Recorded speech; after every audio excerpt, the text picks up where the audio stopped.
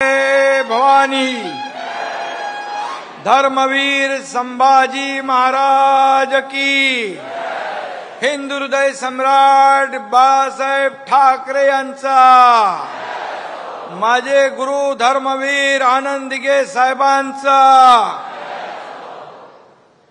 जमलेल्या माझ्या तमाम लाडक्या शिवसैनिकांनो,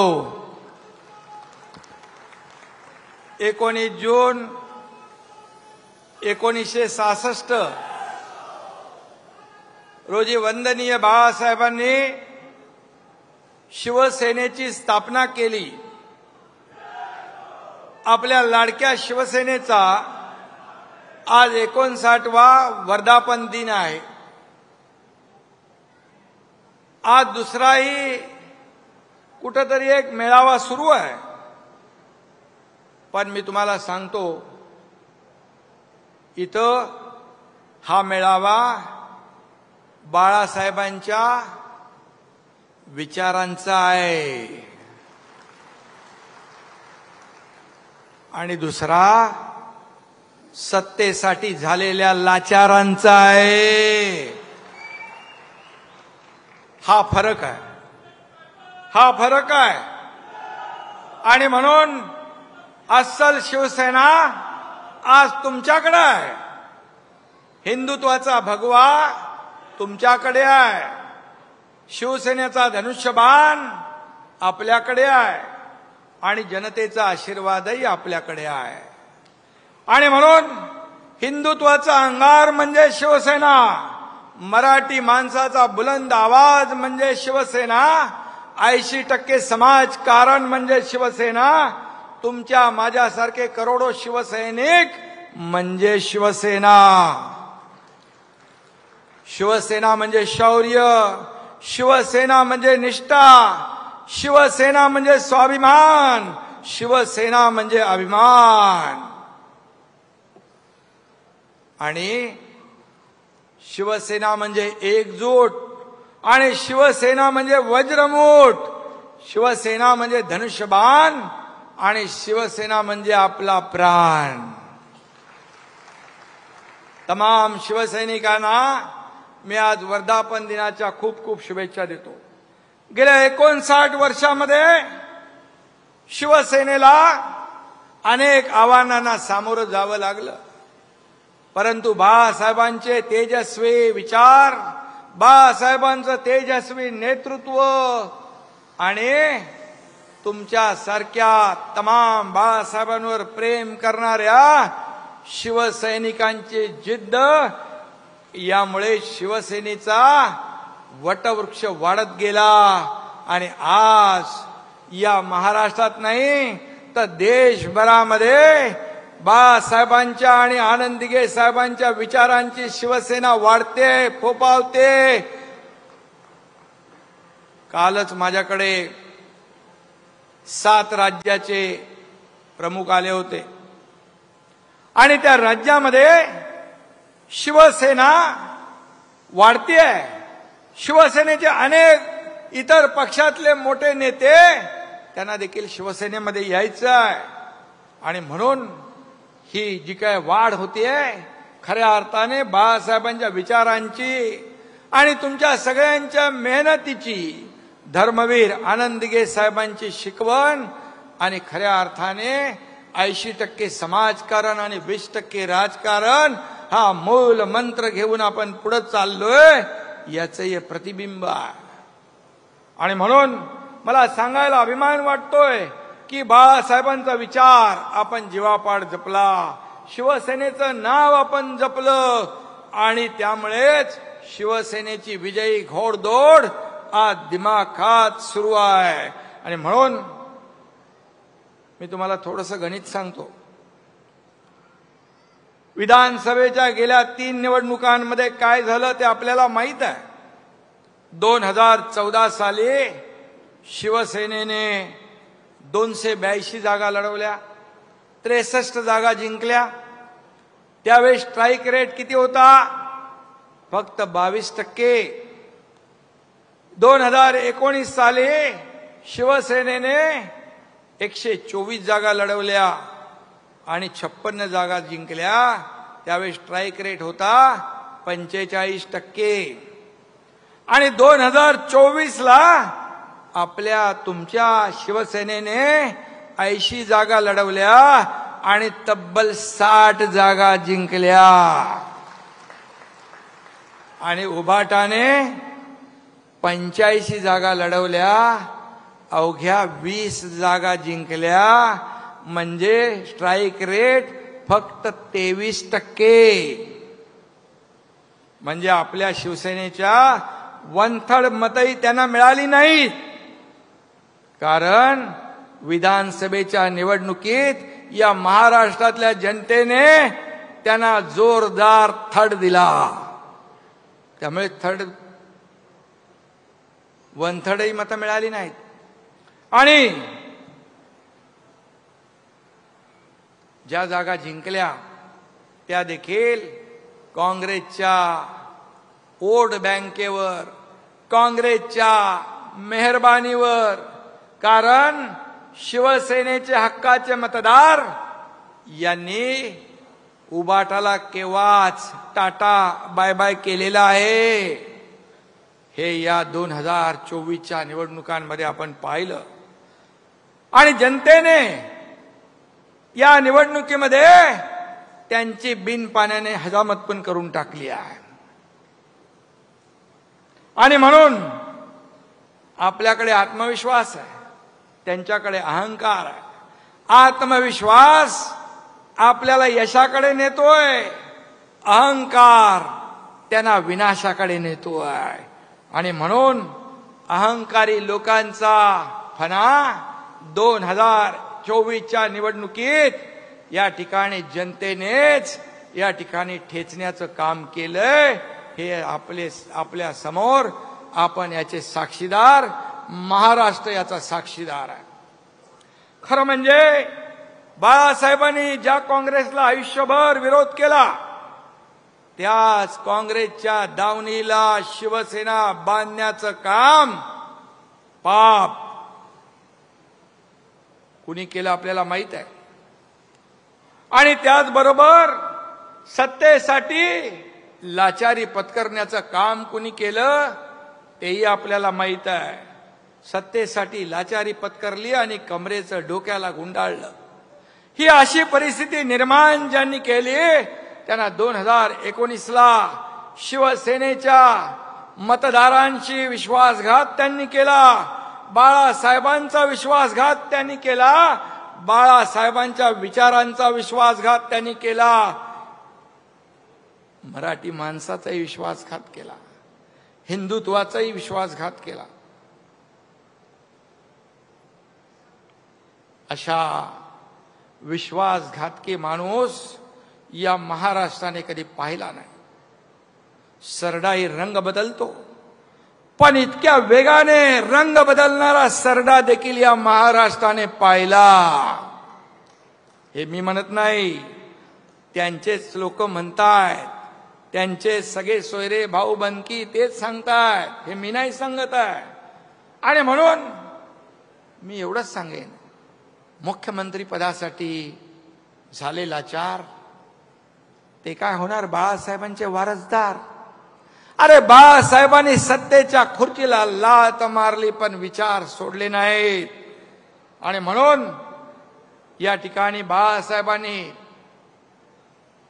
हिंदुत्वासाठी मतदानाचा अधिकार देखील गमावला, परंतु हिंदुत्व सोडलं नाही. आणि त्यांच्याच नावाने या ठिकाणी वारसदार म्हणणारे सत्तेसाठी त्यांनी लाचारी पत्करली.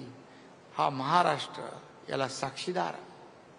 आणि म्हणून बाळासाहेब असते तर मला सांगा, या खुर्चीसाठी लाचार झालेल्या लोकांना उलट टांगून खालून मिरचीची धुरी दिली असती की नाही?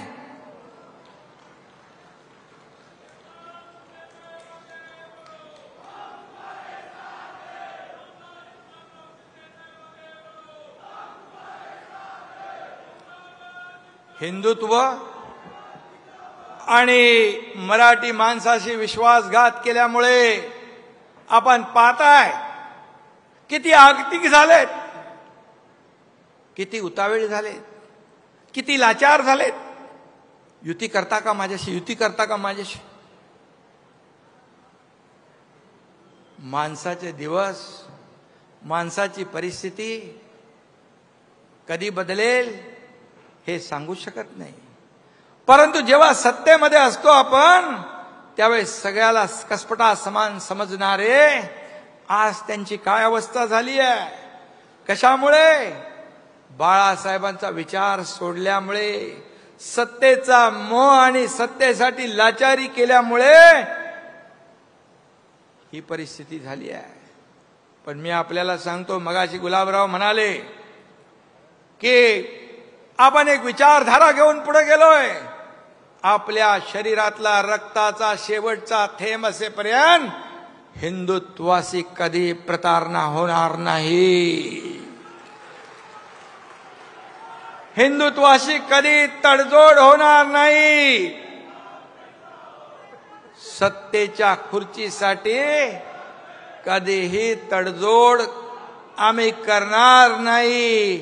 हे वचन आम्ही जेव्हा सर्वसामान्य लोकांचं सरकार स्थापन केलं त्यावेळेस दिलंय. आणि म्हणून स्थानिक आपण वर्षाचे 12 महिने 365 दिवस काम करतो. लोकांच्या अडीअडचणीमध्ये आपण धावून जातो. काही लोकांना निवडणुका आल्यावर जनतेची, कार्यकर्त्यांची आठवण येते. एरवी त्यांचं काय असतं, हम दो हमारे दो एवढंच असतं. पण आपलं नाही आहे. आपला अख्खा महाराष्ट्र आपला आहे. महाराष्ट्रातली जनता आपली आहे. आणि म्हणून आता निवडणुकांचं वारं फिरायला लागल्यावर यांना हिंदुत्व आठवतंय, यांना मराठी माणूस आठवतोय. परंतु ज्यांनी विश्वासघात केला, ज्याने लाचारी केली, ज्याने मतदारांची बेईमानी केली, ते मतदार तुम्हाला या निवडणुकीत सुद्धा वाऱ्यालाही फिरकू देणार नाहीत. तुम्हाला तुमची जागा दाखवल्याशिवाय राहणार नाहीत. आता आहे ना मराठी माणूस आठवेल,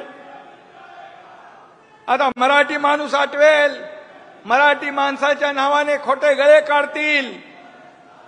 मला त्यांना विचारायचं आहे की बाळासाहेबांच्या नंतर मराठी माणसासाठी तुम्ही काय केलं, याचा हिशोब तर द्या. याचा हिशोब द्या. तुम्ही मराठी माणसापासून फारकत घेतली, हिंदुत्वापासून फारकत घेतली. तुमच्या नाकर्तेपणामुळेच मुंबईतला मराठी माणूस हद्दपार झाला. मुंबईच्या बाहेर गेला, नाला सोपाराला गेला, इकडे बदलापूरला गेला, वसई विरारला गेला. हे पाप तुमचं आहे. गेले 20 वर्ष मुंबईमध्ये कोणी सत्ता गाजवली हे सर्वश्रुत आहे. आणि म्हणून आता म्हणतात आम्ही हिंदुत्व सोडलं नाही म्हणता. मला सांगा, हिंदुत्व सोडलं नाही.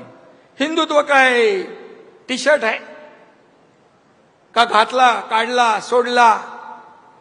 मला सांगा, हिंदुत्व तुम्ही सोडलं नाही. मग हिंदू हृदय शिवसेना प्रमुख बाळासाहेबांना हिंदू हृदय सम्राट म्हणताना तुमची जीभ का कचरते? हिंदू धर्माला शिव्या देणाऱ्यांच्या मांडीला मांडी लावून का बसता? स्वातंत्र्यवीर सावरकरांचा अपमान करणाऱ्यांच्या गळ्यात गळे का घालता? प्रचार सभांमध्ये पाकिस्तानचे झेंडे का मिरवता? बॉम्ब स्फोटातला आरोपी तुमच्या रॅलीमध्ये काय करतो? आणि त्याचबरोबर दहशतवादी याकूब मेमनची कबर का सजवली? हा माझा सवाल आहे. आणि त्याचबरोबर जेव्हा पीएफआय का काहीतरी संघटना त्याचं पेव फुटलं, त्या पीएफआय म्हणजे देशद्रोही संघटनेच्या बरोबर तुम्ही राष्ट्रभक्त आरएसएसची तुलना करता, त्यांना शिव्या घालता. हे कुठलं हिंदुत्व आहे? हे कुठलं हिंदुत्व आहे? आणि म्हणून त्यांचं कधी सोयीचं आहे, कधी धरायचं कधी सोडायचं असं नाही चालत. जनता सुज्ञ आहे. तुम्ही धरायचं सोडायचं केल्यामुळे या महाराष्ट्रातल्या जनतेने तुम्हाला विधानसभेत तुमची जागा दाखवली. 20 जागांवर तुम्हाला आणलं. त्या 7, 8, 10 जागा देखील ज्या तुमच्या आल्या त्या देखील अतिशय कमी मताने आल्या आणि ज्या बाकी आल्या त्या काँग्रेसच्या मेहरबानीमुळे आल्या. बॉम्बस्फोटातल्या आरोपीला घेऊन फिरता आणि मगाशी मी म्हटलं राष्ट्रभक्त देशभक्त RSS यांना टोमणे मारता. अरे मी काल बघितलं अहमदाबादमध्ये पण त्या विमान दुर्घटनेमध्ये ते लोक होते पुढे मदतीला. जिथे आपत्ती असते जसे शिवसैनिक धावून जातात आपत्ती संकटात, त्यावेळेस RSSचे लोकही असतात. मी कुणाशी तुलना करताय? देशद्रोह्यांची तुलना देशभक्तांशी. हे तुमचं हिंदुत्व आहे. राम भक्तांना हरामखोर म्हणणारे कोण? हनुमान चालीसामध्ये जेलमध्ये घालणारे कोण? सगळं झालं, सगळं करून वरून म्हणतात आम्ही हिंदुत्व सोडलं नाही. मग हनुमान चालीसा म्हणणाऱ्याला जेलमध्ये टाकलं त्यावेळी तुमचं हिंदुत्व कुठं गेलं होतं? ही सगळी उदाहरणं मी जी दिली हे सगळं करताना तुमचं हिंदुत्व कुठं गेलं होतं? तेव्हा हिंदुत्व आठवलं नाही. आणि म्हणून हिंदू हृदय सम्राट बाळासाहेबांचं स्वप्न होतं की अयोध्येत राम मंदिर बांधा आणि काश्मीरचं 370 कलम हटवा. बाळासाहेब म्हणायचे मला एक दिवस प्रधानमंत्री बनवा, ही दोन्ही कामं मी करेन. मग ही दोन्ही कामं कोणी केली? या देशाचे प्रधानमंत्री नरेंद्र मोदीजी आणि गृहमंत्री अमित शाह यांनी केली. मग बाळासाहेबांचं स्वप्न साकार करणाऱ्यांना शिव्या आणि बाळासाहेबांनी ज्या काँग्रेसला कायम दूर ठेवलं त्यांच्या नावाने तुम्ही गाणार ओव्या. हे कसलं हिंदुत्व आहे? हे काय? हे काय? म्हणजे काहीतरी बोला, त्याला काहीतरी हे असलं पाहिजे. आणि म्हणून हिंदुत्व हा शिवसेनेचा आत्मा आहे आणि मराठी हा आमचा श्वास आहे.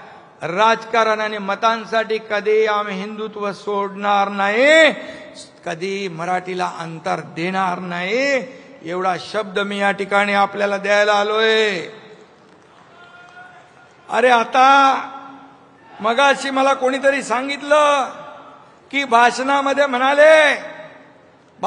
म्हणाले मेळाव्यामध्ये कमॉन किल मी. इंग्लिश पिक्चर बघून आले असतं वाटतं. हा सुट्टीला तिकडे गेले होते लंडनला, शंभूराज म्हणतायत. पण मला एकच सांगायचं आहे, मरे हुए को क्या मारना है? अरे महाराष्ट्रातल्या जनतेने विधानसभात तुमचा मुर्दा पाडलेलाच आहे. आणि म्हणाले मारायला आलात तर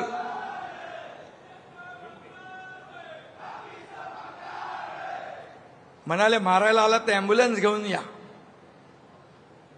आता काय बोलायचं? ॲम्ब्युलन्स घेऊन या, ॲम्ब्युलन्स मधून परत जाल म्हणजे तुम्हाला आम्ही फटके देऊ, तुम्ही परत जाल.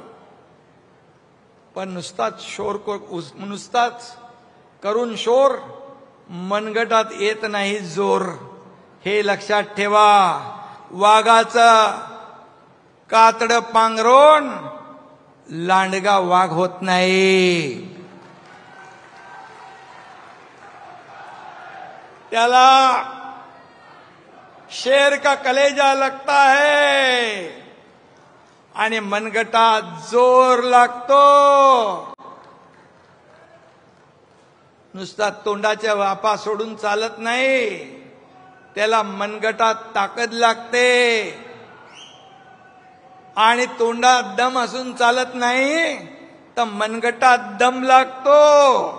तो या माझ्या शिवसैनिकांमध्ये आहे. आमच्या नादाला लागू नका तुम्ही. अरे तुम्हाला आम्ही 2-2.5 वर्षापूर्वी दाखवलंय, 3 वर्षापूर्वी तुमच्या टांगा पलटी, घोडे फरार करून टाकले आम्ही. आमच्या नादाला काय लागताय?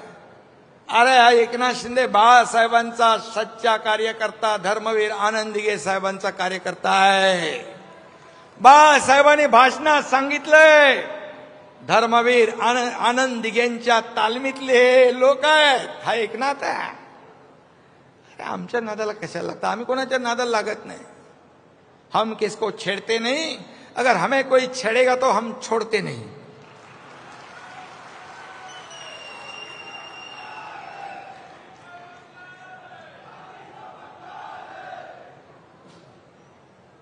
जाऊ द्या, त्या भंगाराची तरी कशाला अपमान करताय?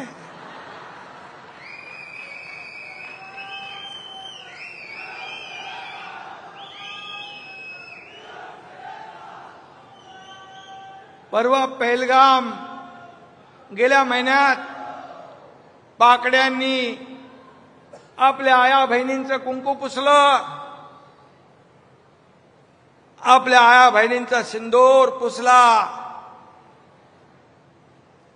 मराठी बहिणी इतर जातीच्या बहिणी होत्या, डोळ्यात देखत त्यांच्या कर्त्या पुरुषाला गोळ्या घालण्याचं पाप पाकड्यांनी केलं. आणि मग मराठी बहिणी महाराष्ट्रातले होते, आम्ही गेलो त्यांच्या घरी. त्याचं सांत्वन करायला गेलात तुम्ही? कधी गेलात? कधी जाणार नाही. कारण तेव्हा कुठे होते?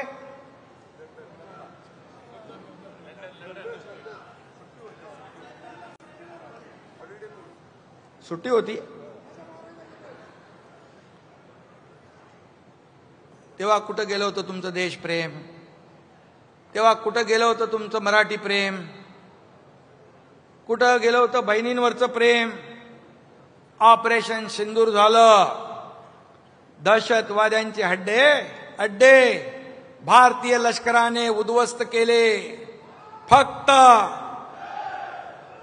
20 मिनिटात हवाई दलाच्या विमानाने 20 मिनिटात पाकिस्तानची चरबी उतरून टाकली. हमारी फौज ने और मोदी जी ने पाकिस्तान के घमंड को तोड़ा है. ओ पाकिस्तान, ये कांग्रेस का हाथ नहीं, ये मोदी जी का हथौड़ा है. लक्षात ठेवा. आता पूर्वीचे दिवस गेले. मगाशी श्रीकांतनी सांगितलं की किती हमले झाले तरी सुद्धा कधीही भारत सरकारने यापूर्वीच्या 2014 पूर्वीच्या कधी ऍक्शनला रिॲक्शन दिली नव्हती. पण ह्या देशाचे प्रधानमंत्री म्हणाले, अब गोली का जवाब तो गोले से देंगे, ईंट का जवाब पत्थर से देंगे और दुश्मन के घर में घुस के मारेंगे. ही बोलायची हिम्मत कुठल्या प्रधानमंत्र्यांनी दाखवली मला सांगा? किती? आणि राहुल गांधी, काँग्रेस अशा प्रधानमंत्र्यांचा एकेरी उल्लेख करतात, त्यांच्यावर आणि लष्करावर अविश्वास दाखवतात. आपल्या लष्करावर, आपल्या प्रधानमंत्र्यावर त्यांना विश्वास नाही. त्यांना पाकिस्तानच्या अध्यक्षावर विश्वास आहे. आणि मला नाही एक, आणि त्याचबरोबर मला नाही, संपूर्ण 140 कोटी जनतेला ऑपरेशन सिंदूर बद्दल अभिमान आहे. आपल्या लष्करी सेनेबद्दल अभिमान आहे. या देशाच्या प्रधानमंत्र्यांच्या बद्दल पण अभिमान आहे. बाळासाहेब असते तर मुक्त कंठाने त्यांना शाबासकी दिली असती. परंतु शाबासकी जाऊ द्या, ही कद्रू माणसं आरोपाशिवाय करणार काय दुसरं? आणि म्हणून भारताने पराक्रम गाजवल्यानंतर काँग्रेसच्या राहुल गांधींना आणि या बाकी उबाटा बिबाटाच्या चमच्यांना प्रश्न पडलाय, किती विमानं पडली, किती मिसाईल पडले, किती ड्रोनचं नुकसान झालं, किती नुकसान झालं. अरे भारतीय लष्कराच्या पराक्रमावर शंका घेताय? भारतीय लष्कराने पाकिस्तानला धडा शिकवण्याचं काम केलं आणि आपण टार्गेटेड हल्ला केला, प्रिसाइज अटॅक केला. आपण फक्त आतंकवादी अड्डे उद्ध्वस्त केले, आपण कुठल्याही सामान्य नागरिकाला मारलं नाही. मग तुम्ही पाकिस्तानच्या लष्कर प्रमुखांवर विश्वास दाखवताय? हा खरं म्हणजे देशद्रोहापेक्षा हा त्याच्यापेक्षा देखील छोटा गुन्हा नाही. खरं म्हणजे हा एक प्रकारचा देशद्रोहच आहे. आपल्या लष्करावर अविश्वास दाखवणं हा एक प्रकारचा देशद्रोह आहे. कसले हिशोब मागताय? अरे 26/11 मध्ये जे लोक मेले बॉम्बस्फोटमध्ये, साखळी बॉम्बस्फोटमध्ये जे लोक आपले निरपराध लोक मेले, त्यांच्याबद्दल कधी विचारणा केली? गेल्या अनेक वर्षात सामान्य निरपराध 20,000 लोक मारले गेले. सीमेवर लढणारे सैनिक लष्करातले 6,500 मारले गेले. जवान त्यांच्या मृत्यूचा हिशोब मागताय? त्यांच्या मृत्यूचा हिशोब मागताय? तो नाही मागत. तुम्ही किती नुकसान झालं हे सांगा.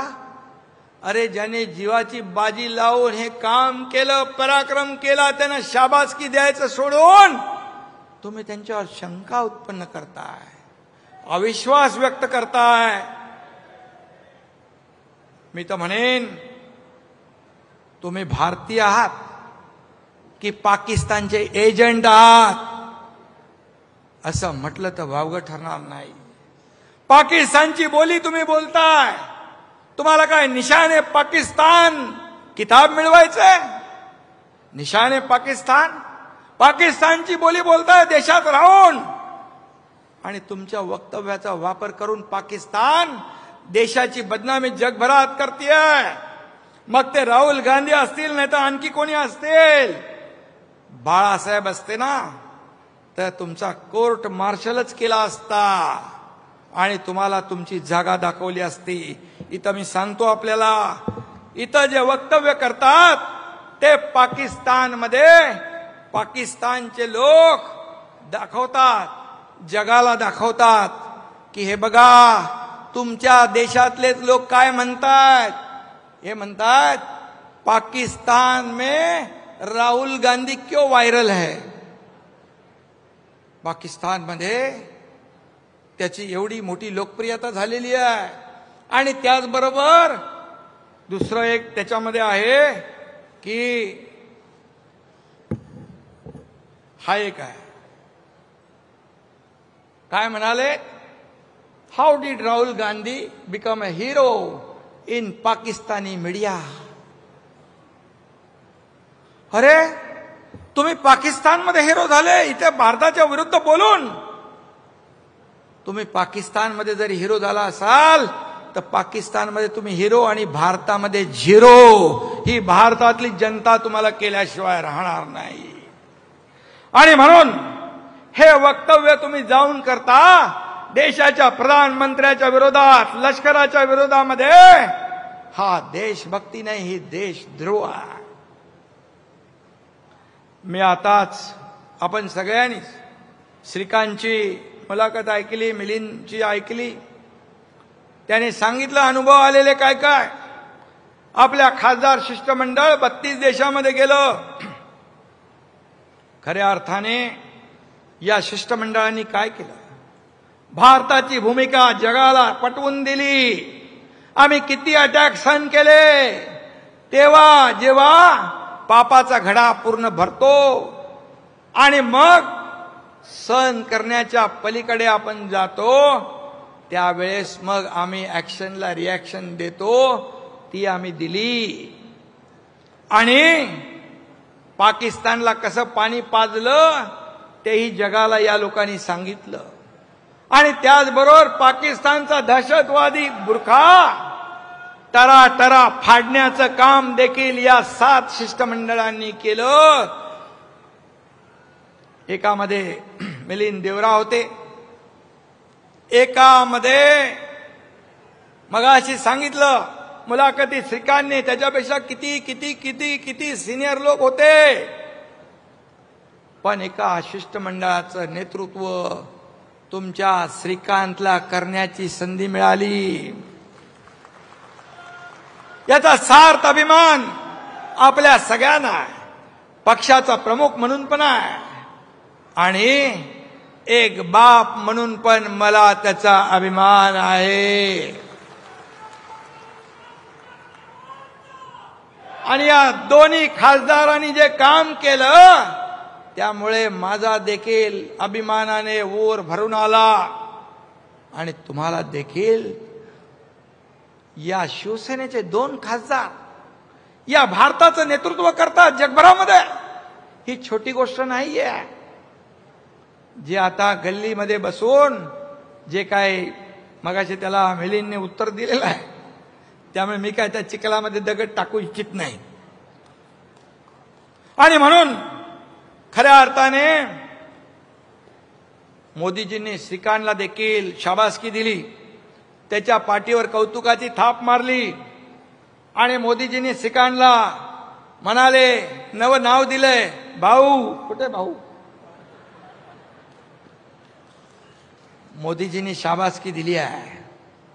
म्हणजे हे श्रीकांतचं श्रेय नाही, तुमच्या सगळ्या शिवसैनिकांचं श्रेय आहे.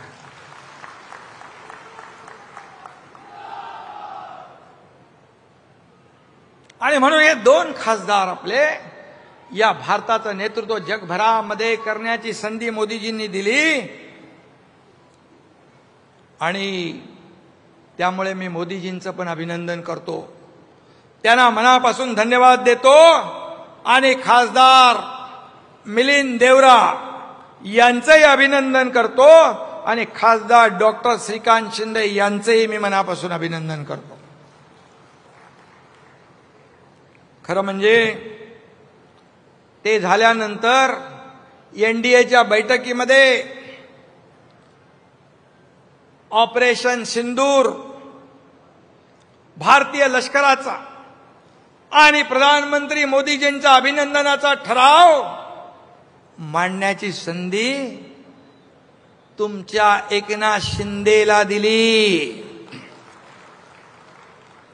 आणि यावरून एनडीए मध्ये आपल्या शिवसेनेचं किती महत्वाचं स्थान आहे हे मोदीजींनी अधोरेखित केलेलं आहे.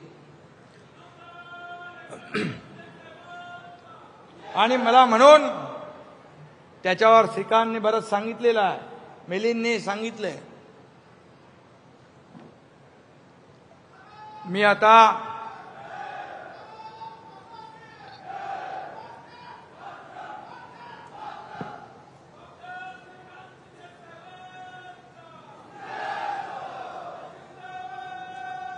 श्रीकांत शिंदे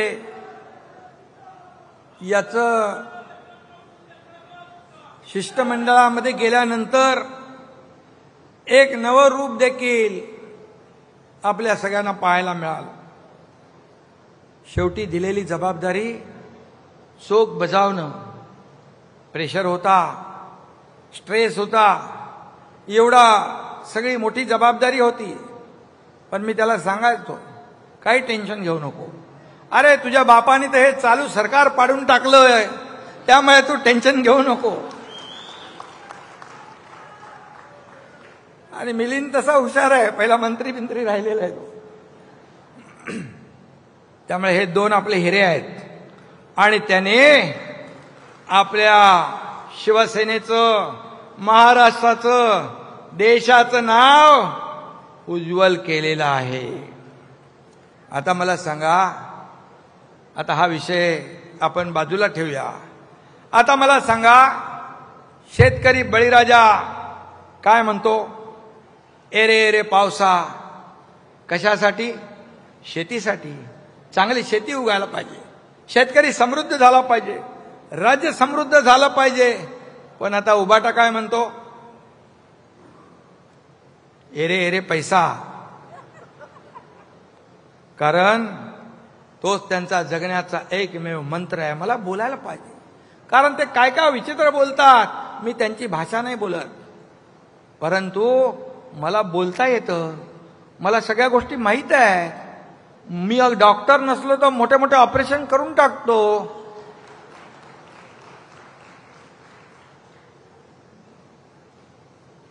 एकदा आर पाटील गृहमंत्री असताना एका सभेत काहीतरी बोलले होते माझ्याबद्दल आणि श्रीकांतच्या बद्दल. तो ऑर्थोपेडिक सर्जन आहे, तर माझ्याबद्दल काय बोलले ते मी सांगत नाही.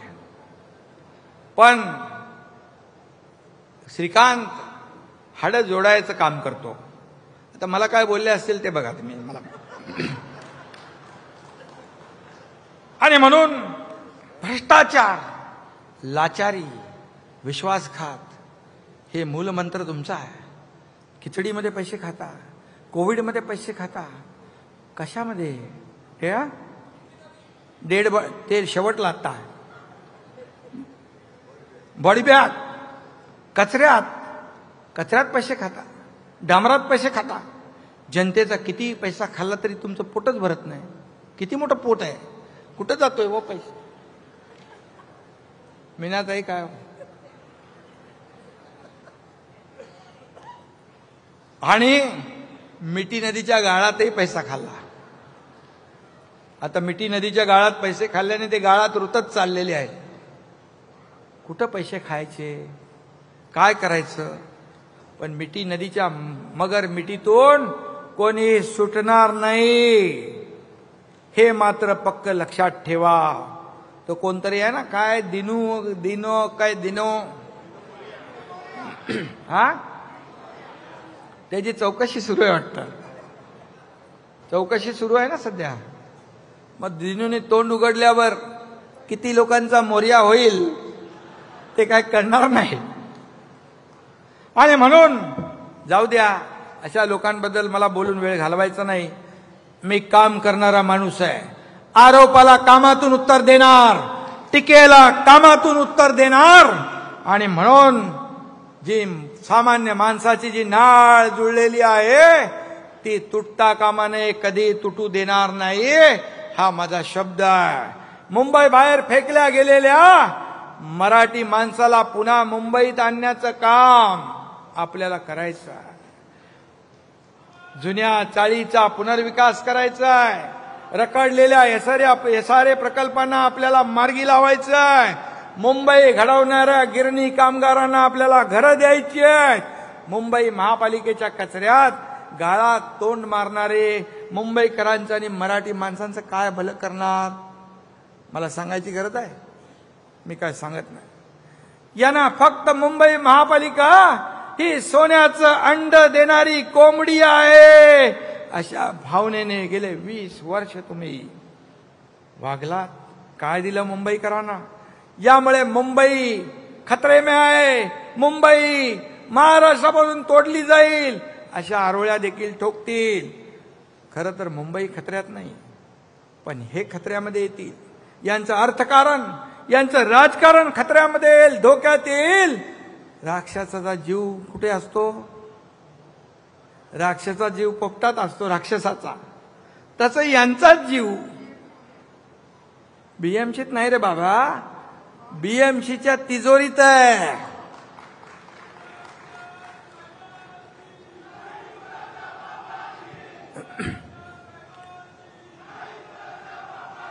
सध्या कुणीतरी काहीतरी निवडणुकीचं कॅम्पेन चालवलंय. काय? मुंबईचा लढा. मुंबईचा लढा तुम्हाला आता आठवला? इतके वर्ष काय करत होता? तुम्हीच होता ना तिकडे बसलेले. मग मुंबईचा लढा तुम्हाला आता आठवला? आणि सत्तेत असताना तुम्ही काय केलं? सत्तेत असताना तिजोरी फोडा आणि सत्ता गेल्यावर मुंबईचा लढा. अरे लढायला घराबाहेर तर पडायला पाहिजे. घरात बसून लढता येत नाही, फील्डवर उतरून लोकांशी बोलायला लागतं, संवाद साधायला लागतो. आणि म्हणून आधी घराबाहेर पडा. आता काही जे काही तुम्ही पडताय त्याच्या मागे डॉक्टर एकनाथ शिंदेचं काम आहे. त्यांनी थोडंफार फिरायला लावलेलं आहे, जाऊ द्या. पण एकच सांगतो, मुंबई महाराष्ट्राची होती, मुंबई महाराष्ट्राची आहे, मुंबई महाराष्ट्राचीच राहील. कुणाचा बाप जरी आला, 7 पिढ्या खाली उतरल्या तरी सुद्धा मुंबई महाराष्ट्रापासून तुटणार नाही.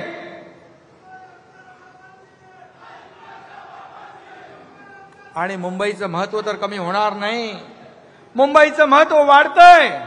मागे नीती आयोगाचे लोक आले तेव्हा म्हणाले, नीती आयोगाने सांगितलं की मुंबई महाराष्ट्र तर सोडा, $1 ट्रिलियन तुम्ही महाराष्ट्राचं धरताय गोल, पण मुंबई आणि MMR मध्येच, फक्त मुंबई आणि MMR मध्ये $1.5 ट्रिलियन पोटेन्शियल आहे.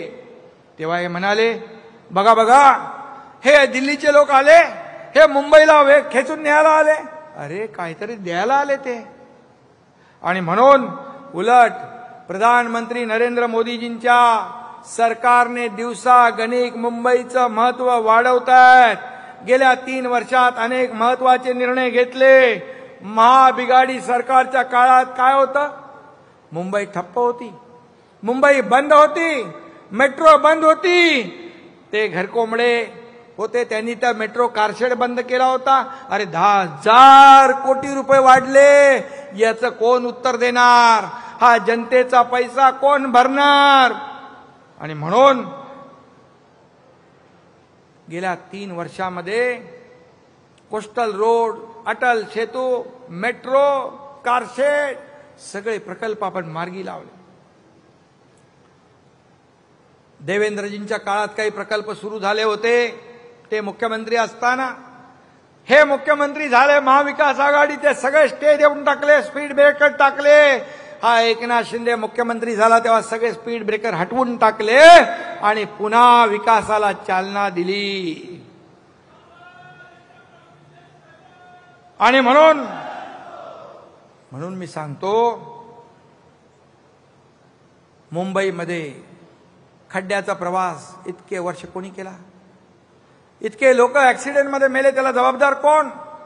मी मुख्यमंत्री झाल्यानंतर मी आणि देवेंद्रजींनी मिळून त्या आयुक्तांना बोलवून सांगितलं, मुंबईचे सगळे रस्ते कॉन्क्रीटचे करा.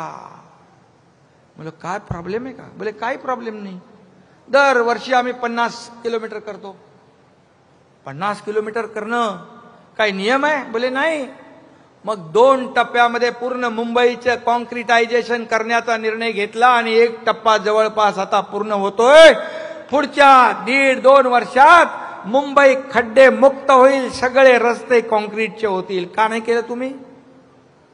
का दरवर्षी त्या खड्ड्यामधून रिपेअरिंग करून डांबरातून पांढरं करायचं, पांढऱ्यातून काळं करायचं, खड्ड्यातून पैसे खायचे, खड्ड्यात लोकांना घालायचं आणि लोकांना मारायचं? हे पाप तुम्ही केलं.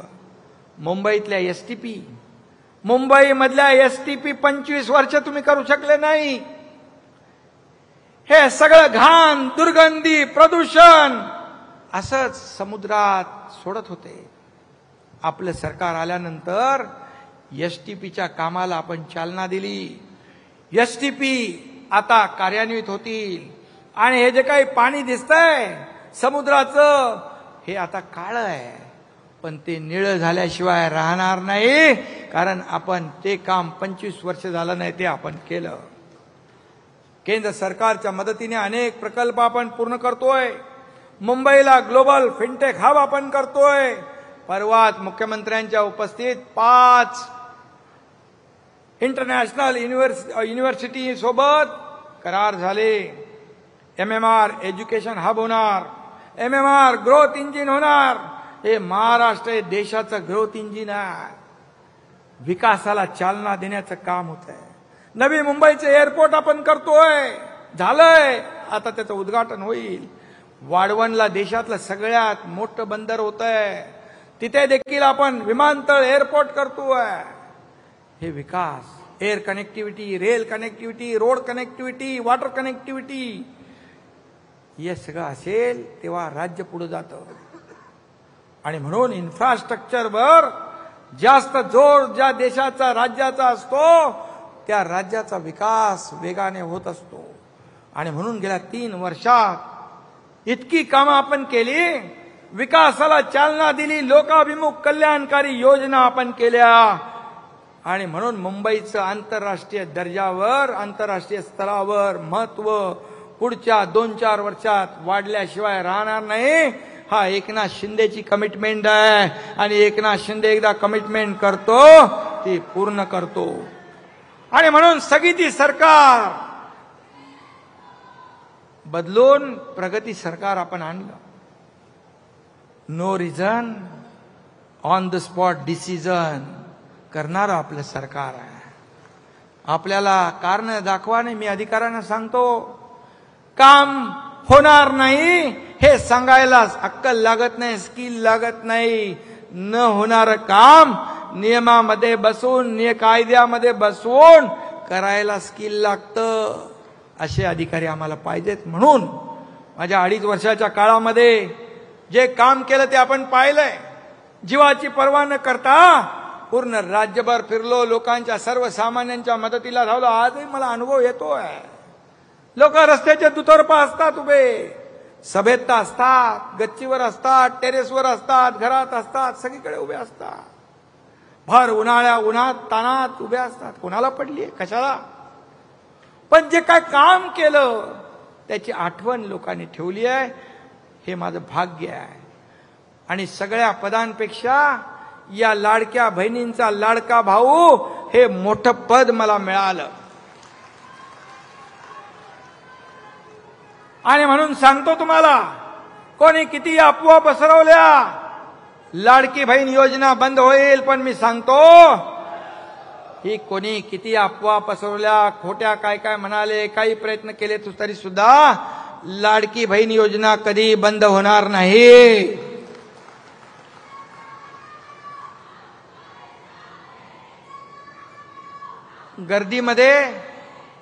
गर्दीमध्ये जेव्हा गर्दीमध्ये माझ्याकडे काही लोक यायचे, तर गर्दीमध्ये कुठं टेबल, कुठं काय धरायला, कुठे फाईल धरायला, गर्दीमध्ये लोक यायचे मला लेटर घेऊन. लोकांच्याच पाठीवर फाईल ठेवून सही करणारा, जगाच्या पाठीवरचा पहिला मुख्यमंत्री होण्याचा मान देखील मला मिळाला. बोले सही कुठं करायची? तो लेटरवाला होता, त्याच्या बाजूचा माणूस पाठ करून उभा राहायचा आणि त्याच्यावर मी ते लेटर ठेवायचो आणि सही करून टाकायचो. मुख्यमंत्री सहायता निधी महाविकास आघाडीमध्ये 2.5 कोटी दिले होते. या एकनाथ शिंदेच्या काळात 360 कोटी दिले. हजारो लोकांचा जीव वाचवला. आणि म्हणून मी आपल्याला एवढं सांगतो, लाडके शेतकरी आहेत, लाडके वारकरी आहेत. लाडक्या वारकऱ्यांच्या दिंडीचं 20,000 रुपये अनुदान आपणच चालू केलं. आता काही लोक म्हणत होते मिळणार नाही, पण मी लगेच GR काढायला लावला. संजय शिरसाट आहे, ताबडतोब पोचले, पैसे पोचले ना, ठीक. आणि म्हणून आपण लेक लाडकी लखपती योजना केली, उच्च शिक्षण मोफत केलं मुलींचं. आणि हे सगळं करत असताना या ठिकाणी आपण महाराष्ट्राला इन्फ्रास्ट्रक्चरच्या कामात महाराष्ट्राला किती सांगू, नंबर 1 केलं. स्टार्टअप मध्ये महाराष्ट्राला नंबर 1 केलं. GDP मध्ये महाराष्ट्र नंबर 1, FDI मध्ये नंबर 1, एक्सपोर्ट मध्ये महाराष्ट्र नंबर 1, स्वच्छतेत नंबर 1, कल्याणकारी योजनांमध्ये नंबर 1. किती लिहू? आणि कमीत कमी वेळेमध्ये जास्त काम करण्याचा विक्रम आपल्या महायुती सरकारने केला. बाळासाहेबांचं, दिघे साहेबांचं स्वप्न होतं सामान्य शिवसैनिक सत्तेवर बसावा आणि त्यानं स्वप्नातला महाराष्ट्र घडवावा. मी त्याला निमित्त ठरलो. हे मी माझं भाग्य समजतो. हा बाळासाहेब आणि दिघे साहेबांचा आशीर्वाद पाठीशी होता. देशाचे प्रधानमंत्री नरेंद्र मोदीजी आणि गृहमंत्री अमित शहा यांचा भक्कम पाठिंबा होता. आणि तुमच्या सगळ्यांचे आशीर्वाद आणि माझ्यासोबत आलेले 50 आमदार खासदार या सगळ्यांचं श्रेय होतं. आणि म्हणून तमाम जनतेचं प्रेम या कामातून आपण मिळवलंय. आणि म्हणून एवढी कामं केली आपण, एवढी विकास कामं केली, लोकाभिमुख कल्याणकारी योजना केल्या की त्यामुळे झालेल्या विधानसभेच्या निवडणुकीमध्ये आतापर्यंतच्या महाराष्ट्राच्या इतिहासामध्ये 232 जागांचं लँडस्लाइड मॅन्डेट आपल्याला मिळालं.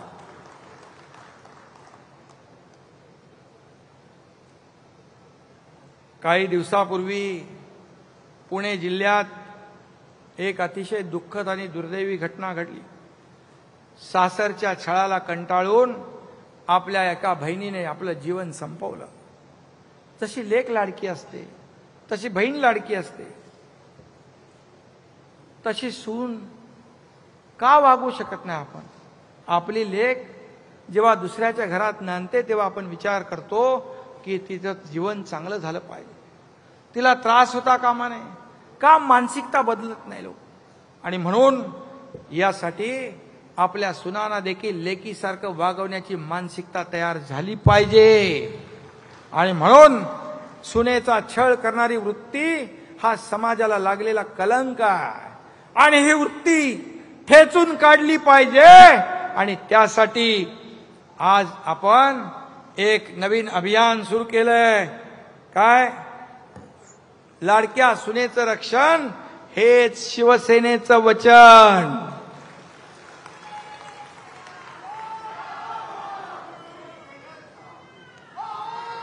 आणि मी हे सांगतो, प्रत्येक घरातली लाडकी सून ही आपली या एकनाथ शिंदेची लाडकी बहीण आहे, सांगून ठेवतो.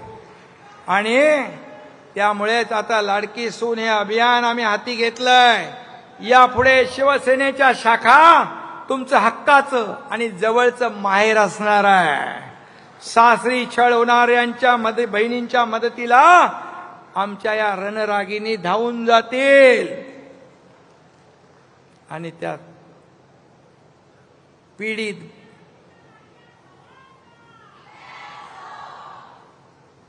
मी उभा आहे तुमच्या पाठीशी खंबीरपणे.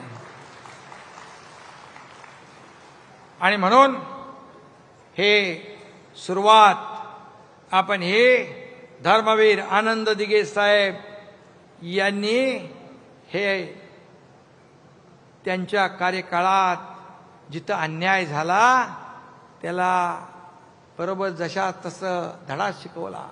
आणि म्हणून या लाडक्या सुनेचं रक्षण हे शिवसेनेचं वचन, हे अभियान आपण धर्मवीर आनंद दिघे साहेब यांच्या आश्रमातून सुरू करतोय. आणि याच्यानंतर आपली सगळी जी काय ती बांधणी ते सगळं होईल. आणि म्हणून मी आता शेवटचं आपल्याला सांगतो, आपण महायुतीत लढलो, महायुतीचा कारभार केलाय. आधी मी सीएम होतो, आता डीसीएम आहे. आता देवेंद्रजी सीएम आहेत. पंतप्रधान मोदीजींच्या नेतृत्वाखाली देश महासत्तेकडे चाललाय. मोदीजींच्या मार्गदर्शनाखाली आमची टीम महाराष्ट्राचा गतिमान विकास करतेय. तो वेग आणखी वाढवायचा आहे. इथून पुढे फक्त विकास, विकास आणि विकासच हा अजेंडा आपला आहे.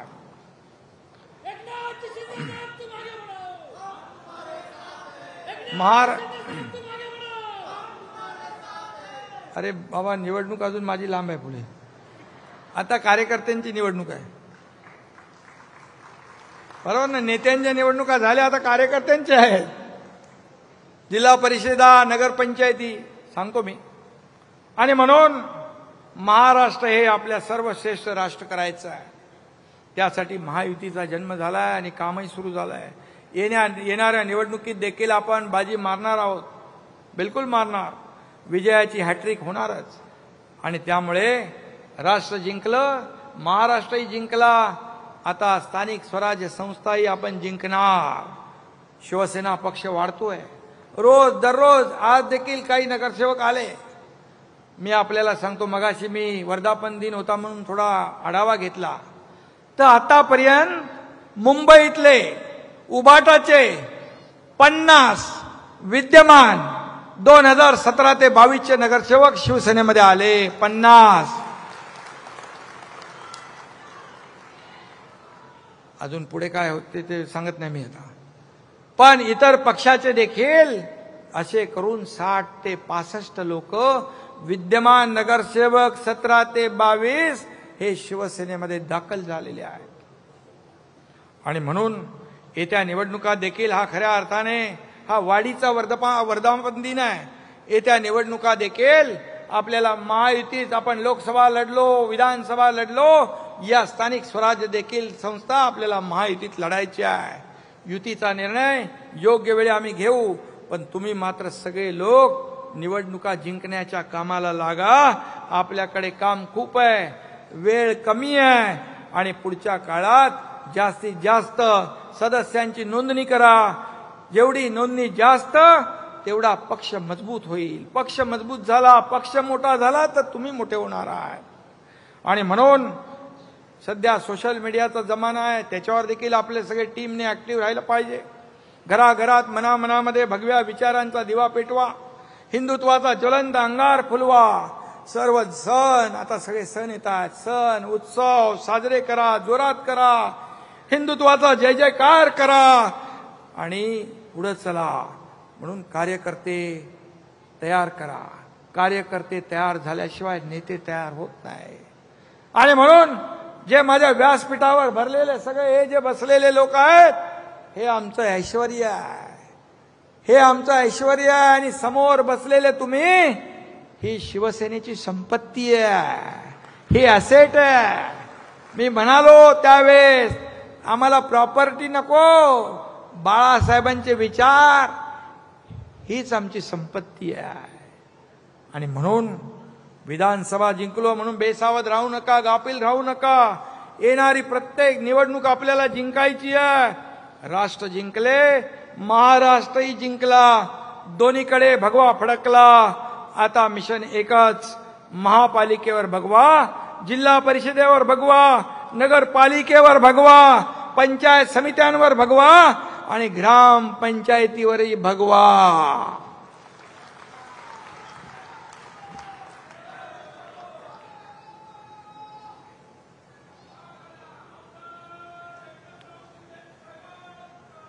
चला, अरे बाबा मुंबई पाहिजे का नाही? चला उठा, व्हा आता सज्ज. मुंबईवर सुद्धा भगव्याचेच राज्य. आणि म्हणून जनात भगवा, मनात भगवा, प्रत्येकाच्या घराघरात भगवा, सळसळणाऱ्या रक्तामधून जिवंत ठेवू उरात भगवा. धन्यवाद. जय हिंद, जय महाराष्ट्र. काही क्षणात राष्ट्रगीतानं आजच्या या कार्यक्रमाचा समारोप होणार आहे.